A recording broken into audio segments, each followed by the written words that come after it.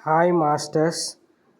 శ్రీ నవనాథ సిద్ధేశ్వర పిరమిడ్లో కొదన్పూర్ గ్రామం వాళ్ళు వచ్చి 3 గంటల అఖండ ధ్యానం చేసినందుకు విశ్వానికి మరియు పత్రిజీ గారికి కృతజ్ఞతలు, ధన్యవాదాలు.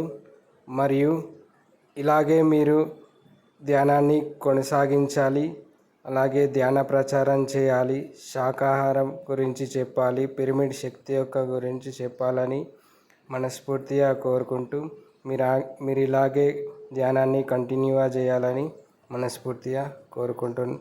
Thank you.